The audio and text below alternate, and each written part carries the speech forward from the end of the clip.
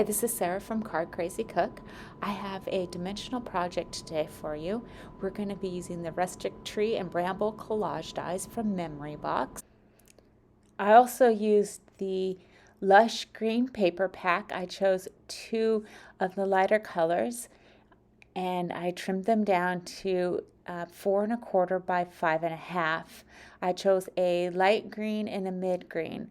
My mid green is going to be for the larger die cut and the light greens for the darker die cut. I go ahead and secure the die on the darker green and then I'm running that through my die cut machine. Then I come back and I use the top die cut to help me line up the bottom. What I do is I add some tape onto just the die and then take the other die cut and put it over so then I can line up the die how I want it to. Then I adhere the tape on and run it through my die cut machine.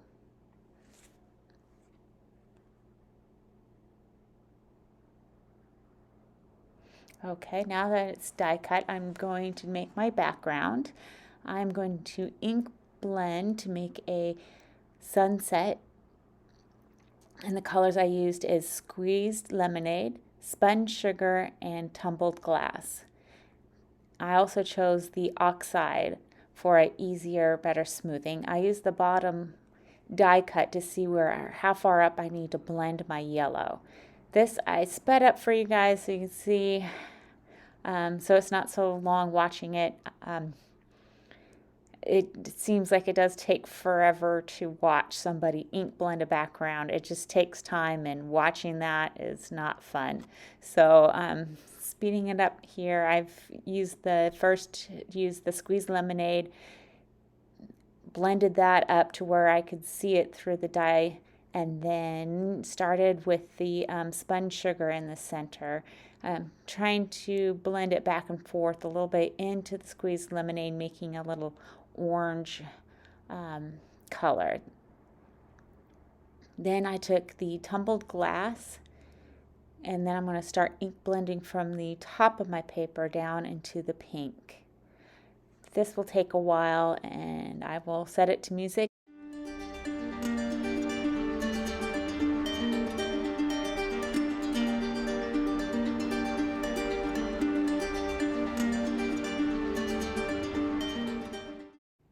Now that our ink blending is done, we're going to go ahead and assemble the card. I'm deciding whether or not how I should layer it, if I should add any dimensions, and I decided to pop up the top layer with using some double-sided foam tape.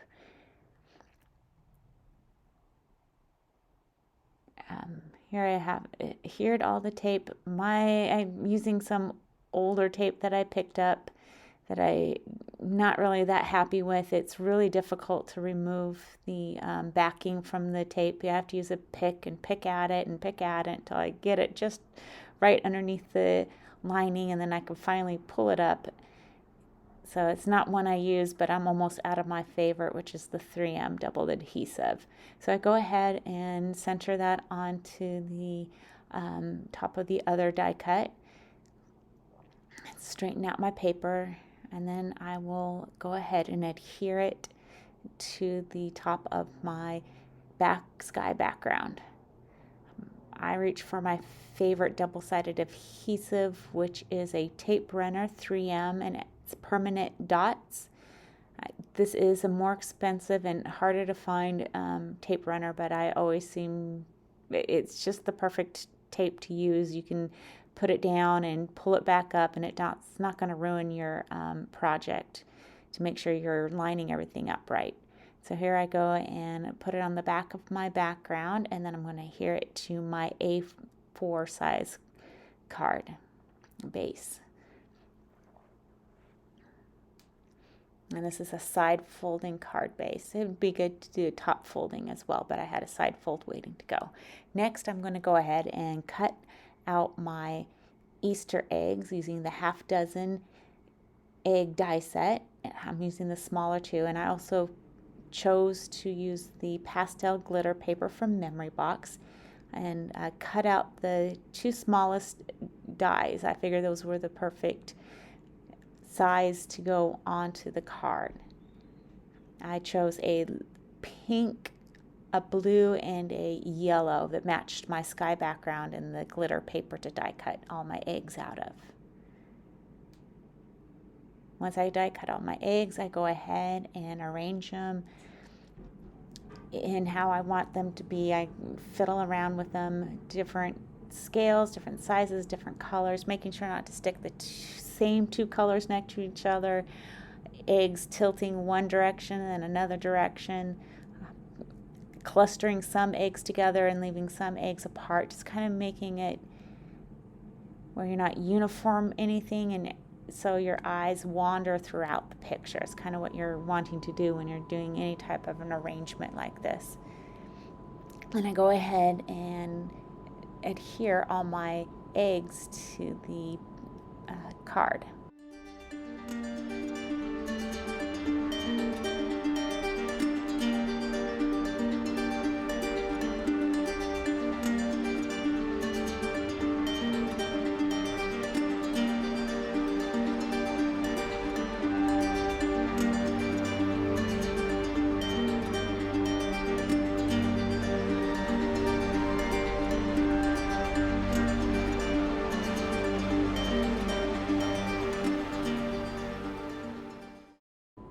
Okay, time for the sentiment. I chose the Happy Easter postscript from Memory Box, and I thought it'd be good to add it to the top center of the card.